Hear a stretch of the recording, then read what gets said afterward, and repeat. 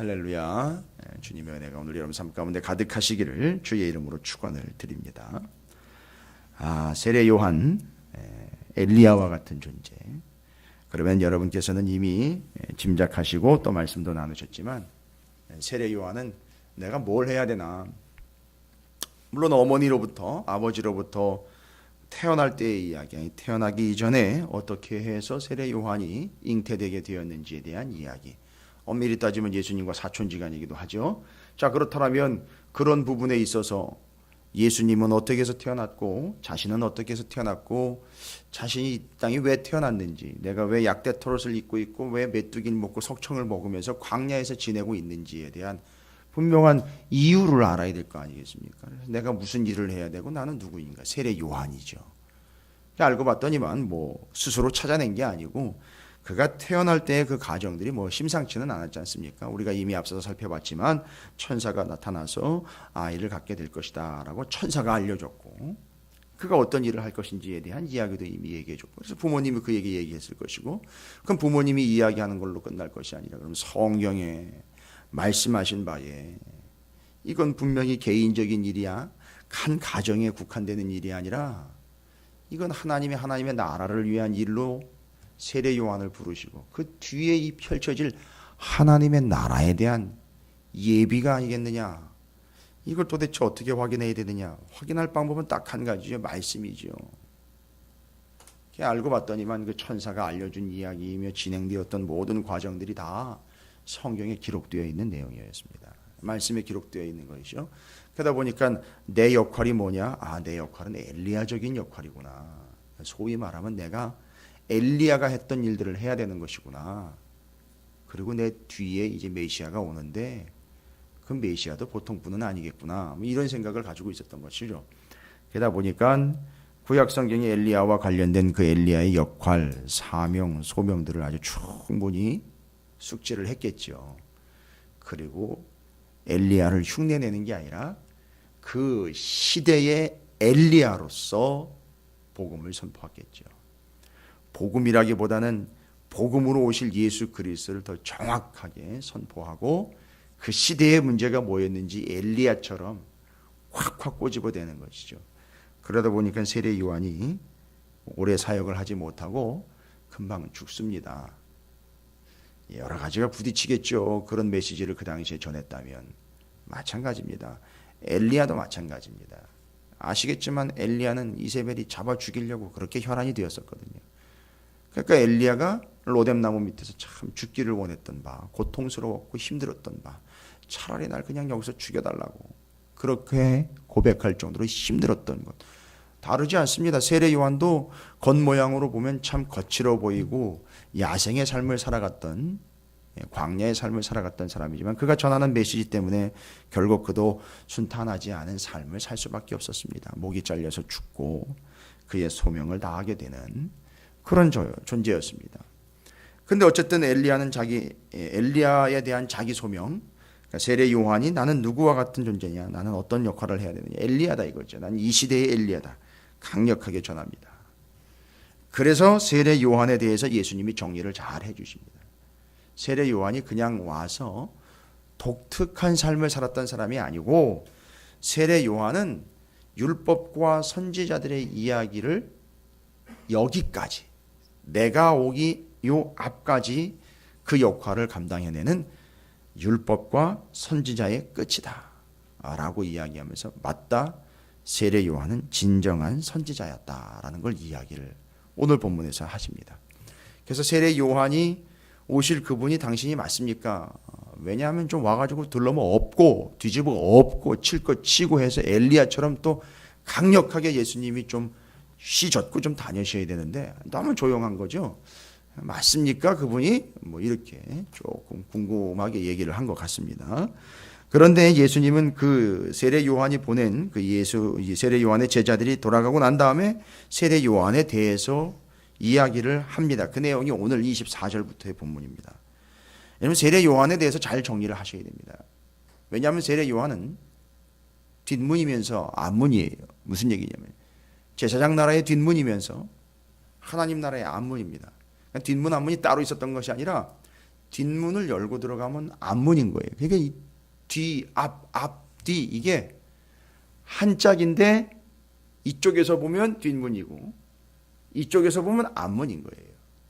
그러니까 이게 제사장 나라 하나님 나라입니다. 그러니까 이게 지금 담겨버리면서 연결이 되고 있는데 그 사이에서 그 연결되고 있는 제사장 나라와 하나님 그 사이에서 그 역할을 감당하고 있는 사람이 누구였느냐? 바로 세례 요한이었습니다. 문지기라고 보시면 돼요. 그런데 그 세례 요한에 대해서 예수님 뭐라고 얘기를 하느냐? 여러분 이건 기억해 두셔야 됩니다. 성경이 분명히 말하고 있는 바죠. 마태복음 11장 13절, 누가복음 16장 16절에 똑같은 의미로 세례 요한에 대해서 말씀을 하십니다. 모든 선지자와 율법이 예언한 것은 요한까지다 라고 분명히 나와 있습니다. 그래서 구약 성경의 율법과 선지에 대한 이야기는 세례 요한으로부터 종료가 되는 거죠. 거기까지입니다. 그러니까 세례 요한은 역할상 율법과 선지자를 종언하게 되는 거기까지다라는 걸 선을 그어주는 기준이 되는 것이고, 세례 요한은 당연히 선지자입니다. 완성된 선지자입니다. 누가복음 16장 16절에서도 율법과 선지자는 요한의 때까지요, 그 후부터는 하나님 나라의 복음이 전파되어 사람마다 그리로 침입하느니라. 그러면 누가복음 16장 16절에 이야기하는 것은 율법과 선지자는 요한의 때까지요, 그 후부터는, 요한 후부터는 하나님 나라의 복음이 전파되어 사람마다 그리로 침입하느니라. 그러니까 세례 요한 이후로는 하나님 나라의 복음이 전파되는 거죠. 예수님이 이제 오셔서 예수님이 그 복음이시고요. 그러니까 세례 요한의 역할은 뭐지요? 복음을 전한다라는 역할보다 복음으로 오신 예수를 집중하게 하는 거예요. 여기 이 복음을 봐라 이렇게 얘기를 하는 거죠. 그 길을 예비해서 여기 이분이 복음이다라는 걸 알리고 그 길을 예비하는 존재라는 겁니다. 세례 요한의 역할이 그거예요. 그런데 세례 요한은 율법과 선지자의 마침이에요. 그러면 율법과 선지자는 역할을 했던 게 뭐냐? 아시죠? 율법과 선지자는 일반적으로 성경이요. 구약 성경 39권을 율법과 선지자로 얘기하는 겁니다. 그 율법과 선지자 구약 성경 39권은 역할이 뭐냐 하면 화살표인 거죠. 이분이 그 복음이다 이거 얘기하는 거예요. 이분이 그분이다라는 걸 얘기하는 거죠. 그걸 직접 살아서 이야기한 사람이 세례 요한이고, 의미상으로 세례 요한은 무엇을 담고 있는 거냐 하면 율법과 선지자의 모든 내용을 담고 있는 거예요. 그래서 율법과 선지자라는 화살표로 등장한 것이 세례 요한이고, 그는 예수님을 향하여 정확하게 찔러주고 있는 것이죠. 이분이 그분입니다라는 얘기죠. 그래서 세례 요한에 대해서 예수님이 정리를 끝내신 겁니다. 세례 요한은 한마디로 선지자입니다. 완성이에요. 거기까지입니다. 이 두 구절은 잘 기억해 두시기 바라겠습니다. 예수님이 직접 말씀하신 이건 성서적이면서도 성경적이면서도 중요한 신학의 한 기점이 될 수 있습니다. 여러분께서도 성경을 이해하는데 중요한 분기점이 되는 아주 중요한 내용입니다. 예수님이 직접 얘기하시고, 그래서 요한은 선지자입니다. 그리고 예수 그리스도는 뭐냐 그러면 완성자가 되는 것이죠. 그 말씀을 완성하시는 분이 되는 것이죠. 그리고 예수님은 복음이죠. 세례 요한은 복음에 대하여 선언한 자, 예수 그리스도는 복음 그 자체. 그렇게 해서 선지자로서 제사장 나라의 뒷문에서 하나님 나라의 입구에서 그 통로가 되는 역할을 했던 사람이 바로 세례 요한이었습니다. 이제 관점은 뭐냐 하면 하나님 나라입니다. 그런데 오늘 본문에 보니까 하나님 나라에서 큰 자, 작은 자 이야기를 해요. 오늘 본문이 가지고 있는 내용 28절에 내가 너희에게 말하는 여자가 낳은 자 중에 요한보다 큰 자가 없도다. 그러나 하나님의 나라에서는 극히 작은 자라도 그보다 크니라 하시니. 자, 그러면 여러분 아까 제가 설명을 좀 이해하시기 쉽게 뒷문, 앞문 얘기를 드렸는데, 물론 이제 제사장 나라가 하나님 나라의 큰 개념에 담겨버립니다만 의미상으로 보면 세례 요한, 여자가 낳은 자 중에 요한보다 큰 자가 없다라는 이야기는 제사장 나라 지금까지는 세례 요한보다 큰 사람이 없어요. 근데 이제 하나님의 나라, 예수님 오셔가지고선 하나님의 나라에 탁 들어와 보니까 세례 요한이 기준이 되어 있는데 하나님 나라에서는 세례 요한보다 작은 자가 없어요. 지극히 작은 자일지라도 하나님의 나라에서는, 지금까지 세례 요한이 종지부를 찍은 건 뭐냐 하면 제사장 나라겠죠. 예수님이 오셔서 십자가에 달려 돌아가시면서 완성해낸 그 나라, 예수님이 오시면서 이제 시작된 그 나라, 하나님의 나라, 그 하나님의 나라에서는 그 이전에 세례 요한이 사람 중에 가장 큰 존재다라고 이야기하셨지만 이제 하나님 나라에서는요, 세례 요한보다 작은 자가 없어요. 하나님 나라에서 아무리 작은 자일지라도 세례 요한보다 크다고 말씀을 하십니다. 여기서 이제 작은 자, 큰 자가 나옵니다. 그럼 여러분, 이 상당히 중요한 얘기지 않습니까? 예수님이 오셔가지고 병을 고치고 귀신을 내어 쫓고 이럴 때마다 늘 하셨던 얘기가 있어요. 이 믿음이 작은 자들아, 내가 이만한 믿음을 보지 못했다. 큰 믿음. 지금 여기서 이야기하고 있는 크고 작음은 사이즈의 문제가 아니라 믿음의 이야기를 하는 겁니다. 그러니까 지금부터 이야기하려고 하는 세례 요한과 누구를 비교하려고 하는 게 아니라 이 시간 이후로 하나님의 나라에서 크고 작음은 무엇으로 분별이 되느냐 하면 돈 있고 없고, 집이 크고 작고, 차가 크고 작고를 이야기하는 게 아니고요. 교회가 작고 크고를 이야기하는 게 아니고, 교회가 지하에 있느냐 지상에 있느냐, 교회가 몇 평짜리냐, 성도가 몇 명이냐, 예산이 얼마냐로 크고 작으냐가 나오는 게 아니고, 하나님 나라에서는 믿음이 크냐 작으냐 이걸 얘기하는 거예요. 그러니까 기준이 믿음이라는 거예요. 그럼 여러분, 하나님의 나라는 어떻게 오는 겁니까? 예수님이 오셔서 사실은 됐지만 나한테 하나님의 나라가 임하려면, 내가 그 나라에 출입하는 자가 되려면, 출입하는 자, 들어가는 자가 되려면요, 믿음 외에는 방법이 없는 거예요. 그래서 그 믿음을 가지고 하나님 나라에 들어가면 예전과 비교하자면 누구보다 크다는 거죠. 사람이 낳은 자 중에 세례 요한보다 작은 자가 없는데 그 나라에 내가 믿음 가지고 들어가, 내가 그 나라의 믿음의 백성이 되면 내가 아무리 하찮고 아무리 가짜나 보여도 믿음을 가지고 하나님 나라 백성이 되면 아무리 작은 내가 일지라도 세례 요한보다도 큰 존재가 되는 거예요. 이게 믿음입니다.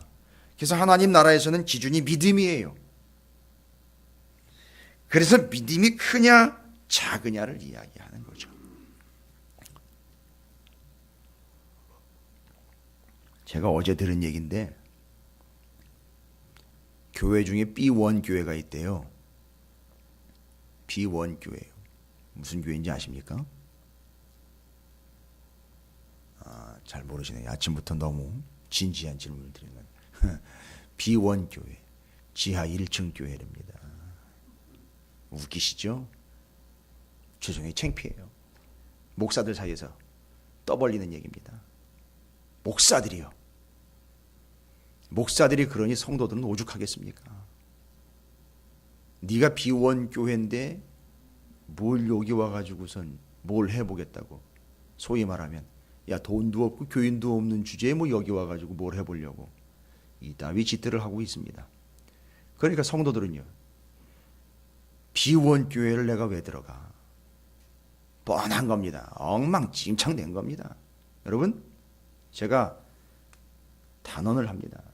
오늘 본문은 정확하게 그 같지 않은 개념들에 대해서 일침을 놓습니다. 그건 믿음 아니라는 거예요. 그거 하나님 나라 아니라는 거예요. B1, 거기에 하나님의 나라가 임하는 근거는 뭐냐 하면 비원이 아니고요. 하나님의 나라인 이유는 믿음이 있기 때문인 거예요. 믿음이 없는 이들이 그딴 얘기하는 겁니다. 결론은 그거예요. 내가 믿음 없음을 드러내는 거죠. 큰 실수한 거예요. 그런 이야기를 함부로 한 그 자들은 큰 실수를 한 겁니다. 나는 하나님 나라 백성이 아닙니다. 라는 얘기를 공언을 한 거예요. 이제 그 하나님의 나라는 믿음이 있고 없고의 판단으로, 근거로 제시가 됩니다. 상당히 중요한 얘기입니다. 그리고 아주 비유와 들어놓은 내용들이 상당히 날카로운 얘기로 지금 예수님께서 정리를 잘 하셨어요. 자, 그러면 이제 그 기준이 되는, 믿음의 기준이 되는 세례 요한. 근데 이 사람은 기록된 바로 의한 보라 내가 내 사자를 내 앞에 보내리니 그가 내 앞에서 내 길을 준비하리라 한 것이 이 사람에 대한 말씀이다. 여러분, 이게 짧은 부분이지만 이 부분을 또 이해하려면 말라기서를 충분히 읽으셔야 돼요. 말라기서 중에도 기본적으로 3장과 4장을 충분히 이해를 해야 이 본문이 충분히 이해가 됩니다. 그 말라기에 보면 3장 1절을 인용한 것이죠. 이 내용은. 그렇습니다. 내가 내 사자를 내 앞에 보내느니 그가 내 앞에서 내 길을 준비하래. 주님 앞에서 준비하는 게 세례 요한에 대한 얘기예요. 그리고 말라기 4장 4절 5절에 보면 모세오경 곧 율법을 잘 기억하고, 그 다음에 4장 5절에 엘리야가 오니까 그 엘리야가 와서 너희들을 돌이킬 거야. 그럼 3장 1절과 4장 4절 5절을 쭉 순서대로 잘 정리를 하면요, 3장과 4장을 충분히 잘 읽으시면 요 틀이 이제 정리가 되실 거예요. 늘 모세오경 곧 하나님의 말씀 율법과 선지자를 잘 기억하고 있어. 그러다 보면 엘리야 곧 세례 요한이 와서 너희들을 돌이키게 할 거야. 그러면 그 엘리야의 역할을 한 세례 요한은 그 앞에서 그 길을 준비하여 예수 그리스도를 안내해 주는 존재가 될 거야. 그러면 보십시오. 모세오경 율법 말씀을 기억하고 있다가 안내해 주는 존재인 그 길을 예비하는 세례 요한이 와서 돌이키게 하면 너희는 그걸 듣고 돌이키기만 하면 돼. 여러분, 돌이킨다라는 말이 뭡니까? 그냥 다른 걸 보고 있다가 방향을 틀어서 반대라라는 얘기가 아니라 돌이켜서 누군가, 무언가를 바라보게 해야 되고 그걸로 돌아가게 해야 되는 거거든요. 그러면 세례 요한이 와서 아닌 걸 보고 있다가 돌이켜서 가게 해야 되고 보게 해야 되는 게 누구냐? 바로 예수인 거예요. 그러니까 기억하는 거죠. 말씀을 붙잡고 기억하고 있다가 세례 요한이 와서 돌이켜라고 이야기하면 돌아서서 예수를 보게 하는 자, 예수를 보게 했다라는 것은 예수를 믿게 했다는 얘기죠. 이게 세례 요한의 역할인 거예요. 그래서 정리가 잘 된 겁니다. 말라기 3장 4장을 통해서 세례 요한의 역할을 잘 정리했어요. 그런데 예수님은 지금 현재, 예수님이 이 말씀을 하고 세례 요한이 감옥에 갇혀 있는 요 현재의 상황을 뒤에다가 이야기를 합니다. 그런데 지금 상황은 분명히 그렇게 말라기에 기록된 대로 말씀을 기억하고 있다가 세례 요한이 와서 돌이키면 돌아서서 날 봐야 되는데 그게 아니고 지금 무슨 짓을 하고 있는지 잘 봐봐라. 29절입니다. 이해가 되실 거예요. 모든 백성과 세리들은 이미 요한의 세례를 받은지라.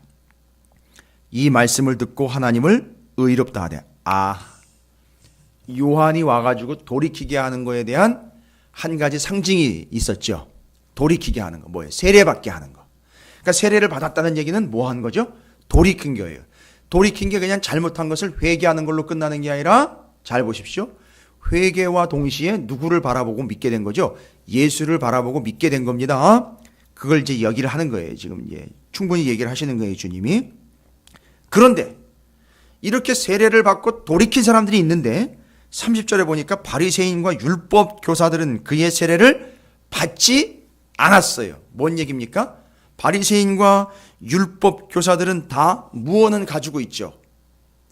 율법 말씀은 가지고 있는데, 그건 기억하고 있는데 돌이키지 않았습니다. 하나님 나라로 들어오지 않은 거예요. 뒤에 그걸 계속 얘기를 해요. 또 이르시되 31절입니다. 그러한 상황을 이렇게 비유로 들어 설명하시는 거예요. 이 세대의 사람을 무엇으로 비유할까? 무엇과 같은가? 비유하건대 아이들이 장터에 앉아 서로 불러 이르되 우리가 너희를 향하여 피리를 불어도 너희가 춤추지 않고. 여러분, 이건 단순히 장터를 장면을 묘사를 해놓은 게 아니라 피리를 분다는 이야기는, 춤을 춘다라는 이야기는 피리를 부는 것 때문에 너무 기뻐가지고 춤을 추는 거 있죠. 이건 복음이에요. 예수 그리스도가 오셨다라면 기쁨으로 어떻게 해야 되죠? 받아들여야지요. 기쁨으로 받아들여야죠. 지금 옆에서 이야기하고 있죠. 우리가 곡하여도 뭐죠? 슬픈 걸 표현하는 거죠. 너희가 울지 아니하였도다 함과 같다. 그건 뭔 얘기입니까? 회개예요. 그러니까 여기 지금 피리를 불고 곡을 하는 것을 어떠한 행동과 장면으로 묘사를 했지만 동시에 일어나는 거잖아요. 피리를 불 때 춤을 춰야 되고 곡을 할 때 울어야 됩니다. 여러분, 이건 지금 전제를 하고 있는 거예요. 피리를 불어 뭐가 기쁘니까 춤을 춥니까? 예수가 복음이다, 생명이다, 하나님 나라다 하면 기뻐 춤을 추면서 따라와야 되는 거잖아요. 그리고요, 피리를 불 때는요, 춤추면서, 곡을 할 때는요, 울어야지요. 세례 요한이 왜 세례를 베풀었습니까? 회개를 위해서요. 울으라고요. 돌이키라고요. 그거 얘기하는 거예요. 그래서 피리 부는 것과 곡하는 것, 예수의 복음 때문에 기뻐 춤추는 것, 세례 요한이 죄 때문에 회개하라고 치고 있는 것, 그래서 통회하며 울어야 하는 것. 그런데 33, 34, 35 계속 얘기합니다. 세례 요한이 와서 뭐라고 얘기를 했냐면 떡도 먹지 아니하며 포도주도 마시지 아니하며 너희 말이 귀신이 들렸다 하더니, 회개하라는 얘기를 들으니까 인간들이 뭐라고 얘기를 했다고요? 회개하십시오 라고 얘기를 하니까 저놈 저거 귀신 들린 미친놈이네 이렇게 얘기를 했고, 인자가 와서, 예수님이 와서 말하자면은 곡한 거지요. 세례 요한이 곡을 했는데 그걸 미쳤다고 얘기를 하는 것이고, 34절에는요, 인자 예수가 와서 피리를 불었는데 뭐라 그래요? 너희 말이 보라 먹기를 탐하고 포도주를 즐기는 사람이요 세리와 죄인의 친구로다 하니 주님을 매도를 해버렸습니다. 안 받아들인 거죠. 둘 다 안 받아들인 거죠. 곡을 하지도 않고 춤을 추지도 않고 회개하지도 않고 복음을 받아들이지도 않고 이것도 저것도 아닌 거예요. 그런데 오늘날도 역시 마찬가지라는 거죠. 반응이 없어요. 회개를 하는 것도 아니고 받아들이는 것도 아닙니다. 35절의 결론입니다. 지혜는 자기의 모든 자녀로 인하여 옳다함을 얻느니라. 어려운 얘기 아니에요. 지혜가 있는 자들은 뭐라고 얘기한다고요? 아, 그 말이 맞았네. 무슨 말이요?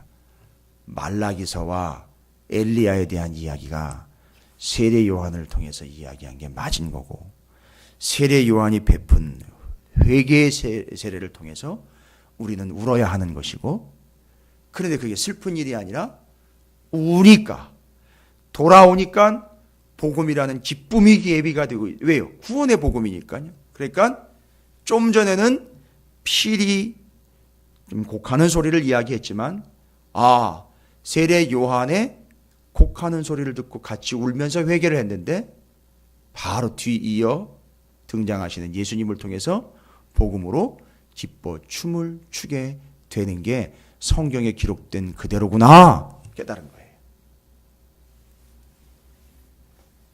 이 모든 것이 다 뭐가 근거가 되어야 되느냐? 율법과 선지자를 이미 알고 있는 앞에 있는 바리새인과 율법 교사들 있죠? 그 사람들은 알고 있다고는 하지만 받아들이지 않은 사람이에요. 뒤에 여기 지혜에 있는 자는 모든 얘기를 자녀들이죠. 지혜에 있는 자기의 모든 자녀들은요. 그걸 받아들인 사람들입니다. 충분히 알고 믿고 받아들인 자들이에요.